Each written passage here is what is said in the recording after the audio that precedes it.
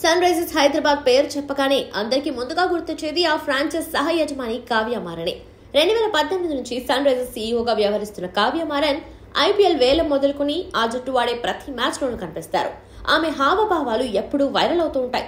దీంతో cameraman focus ఎప్పుడూ ఆమెపైనే ఉంటుంది. సన్ రైజర్స్ ఆటగాళ్లు బాగా ఆడి జట్టును గెలిపించినప్పుడు ఎంతో సంతోషంగా కనిపించే కావ్య ఓడినప్పుడు తెగ బాధపడుతుంటారు. ఆమె అలా ఉండటాన్ని చూసి అయ్యో పాపం కావ్య పాప అనుకునే ఫ్యాన్స్ ఎందరో. తమిళనాడుకు చెందిన ప్రముఖ వ్యాపారవేత్త sun group founder Kalanithi Maran కూతురే ఈ కావ్య మారన్. 1992 ఏప్రిల్ 6న చెన్నైలో కావ్య జన్మించారు. తల్లి Kaveri Maran solar TV community restricted కు సీఈఓగా వ్యవహరిస్తున్నారు. ఇండియాలో అత్యధిక వేతనం అందుకునే మహిళా సీఈఓల్లో ఆమె ఒకరు. కళానిధి మారన్ తండ్రి మురసొలి మారన్ గతంలో కేంద్ర మంత్రిగా పనిచేశారు. తమిళనాడు మాజీ సీఎం కరుణానిధికి కళానిధి మారన్ సమీప బంధువు. ఇక కావ్య మారన్ ఎడ్యుకేషన్ విషయానికి వస్తే చెన్నైలోని స్టెల్లా మేరీస్ కాలేజ్ నుంచి కామర్స్ లో డిగ్రీ చదివిన ఈమె యూకేలోని వార్విక్ బిజినెస్ స్కూల్ నుంచి ఎంబీఏ చేశారు.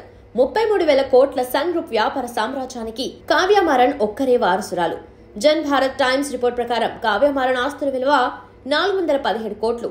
హురున్ ఇండియా రిచ్ లిస్ట్ 2019 ప్రకారం కావ్య మారన్ తండ్రి కళానిధి మారన్ ఆస్తుల విలువ 19,000 కోట్లు.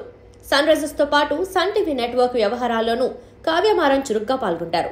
క్యాన్సర్ పేషెంట్లకు సాయం చేయటం, ప్రకృతి విపత్తుల బారిన పడిన వారికి అండగా నిలవటం లాంటి సమాజహిత కార్యక్రమాలను కావ్య మారన్ చేపడుతున్నారు. 2018లో కావ్య మారన్ సన్ రైజర్స్ సీఈఓగా బాధ్యతలు స్వీకరించారు. వేలంలో సరైన ఆటగాళ్లను కొనుగోలు చేయకపోవడంతో పాటు సన్ రైజర్స్ పేలవ ప్రదర్శన చేసిన సంవత్సరాల్లో ఫ్యాన్స్ కావ్య మారన్ ను ట్రోల్ చేసేవారు. అయితే క్రమంగా ఆటను ఆకలింపు చేసుకున్న ఈమె 2024 సీజన్ కు ముందు నిర్వహించిన వేలంలో మంచి ఆటగాళ్లను కొనుగోలు చేశారు.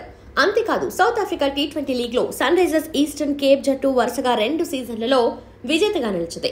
ఈస్టర్న్ కేప్ జట్టును కావ్య మారనే పునాదుల నుంచి నిర్మించారు.